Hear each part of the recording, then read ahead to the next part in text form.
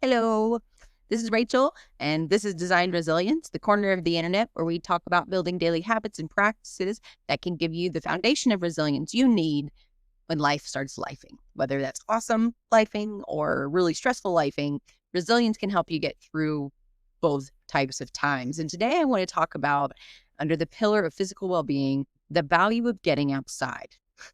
So I'm a person who works remotely, which means that I spend a lot of my time indoors, a lot of my time in the same chair, looking out the same window. And I thought that was fine until I started reflecting on some valuable experiences I've had when I have gotten outside and how I am not getting those experiences as frequently when I don't make it a part of my regular routine. So the first lesson that I learned about being outside, I didn't actually realize it when I was outside, but there has been scientific research, and even the military uses the fact that when you go outside, your field of vision expands and that naturally relaxes you. That's why when we are at the ocean or at a lake and we have a big expanse of water, or even in the mountains, a big expanse of mountains in front of us, our body relaxes. That's why we're drawn to those places. And the reason is that when our eyes can take in a bigger field of vision, it tells our nervous system that we're safe. It is when we are focused on a very small point of vision, whether it's our mobile phone, our computers, or just not looking around like we do when we're outside, that our nervous system feels like we're very focused on something because it's very important. And so we can have more anxiety, we can have more tension when we don't bring in those bigger fields of vision into our regular life. And I actually read about this phenomenon in Jocko Willink's book, Extreme Ownership. He's a Navy SEAL. He's written a couple of books, and he would talk about a situation where they were in combat and all of the soldiers were kind of stacked up on a wall, and every one of them was looking at a single point of entry down the barrel of their weapon. And somebody needed to make a decision.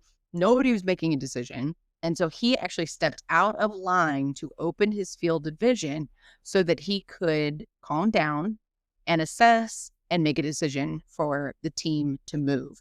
And so when we go outside, we don't have to think about opening our vision, our field of vision. It just naturally happens because we are in a place that has more for us to visually concentrate on. So whether you are in a place of natural beauty like the ocean or a lake or the desert or, you know, in the mountains, that actually happens because there's so much more to look at.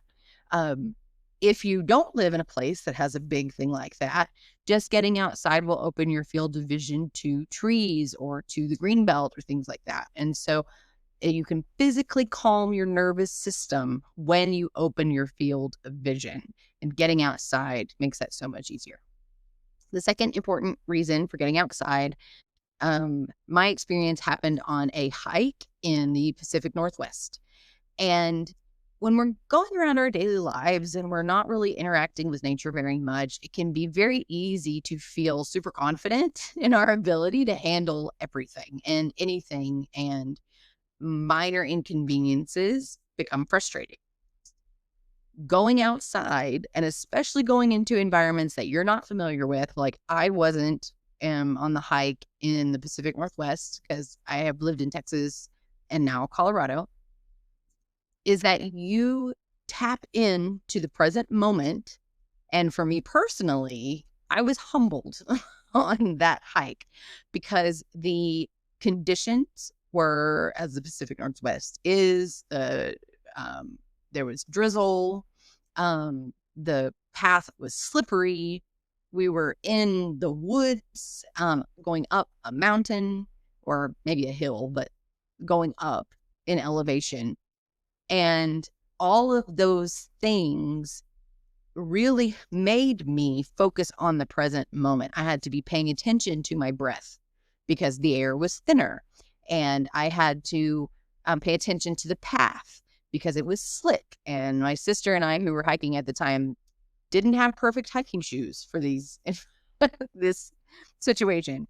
The trail was kind of thin, and you had to pay attention to it to make sure that you stood on it.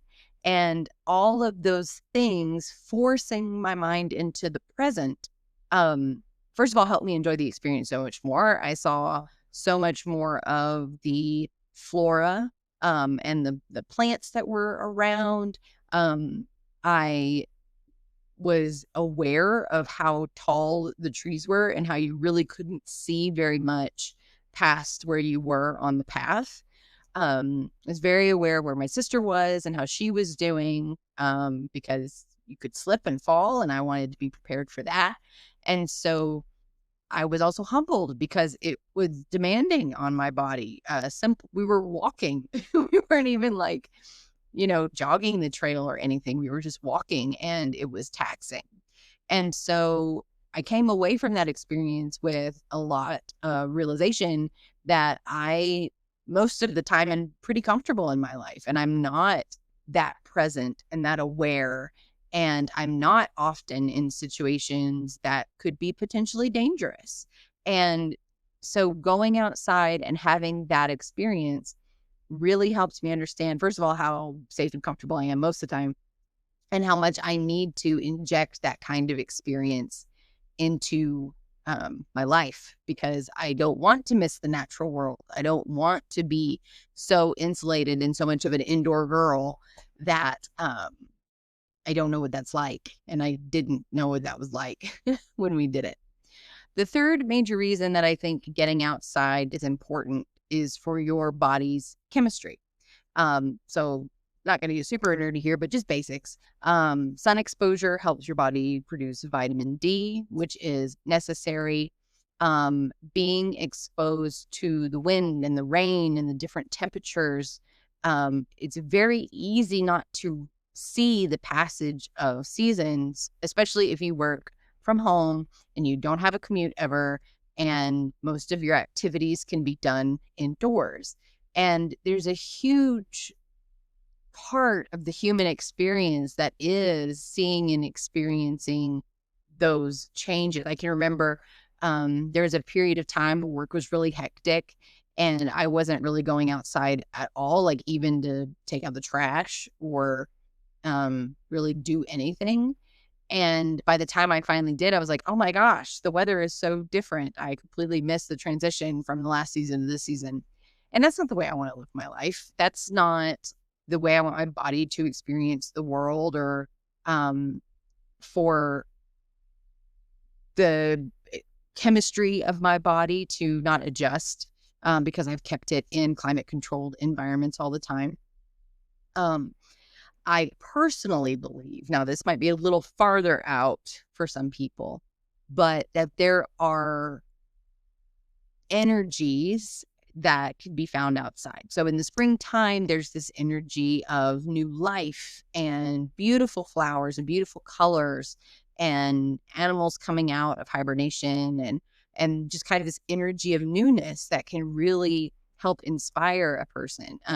For me, I feel I am affected, my body chemistry is affected on a sunny but brisk morning. I always think of like football season, and how when I would walk outside in the mornings, I just feel inspired.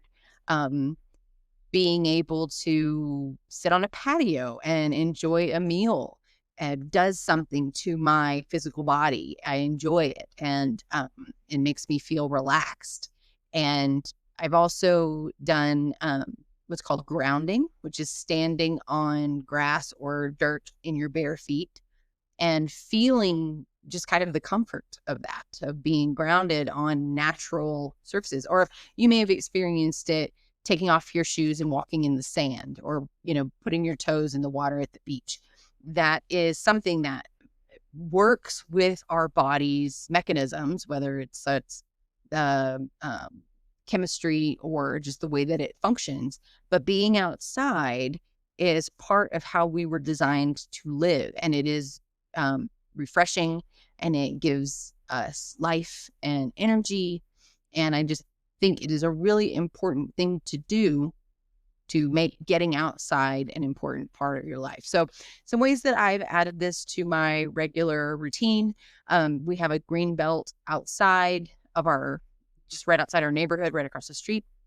So on days when it is nice outside, I don't do this every day. I don't make myself do this every day, but when it's nice and warm enough, I will walk the little 20-minute circuit and listen and experience kind of being outside.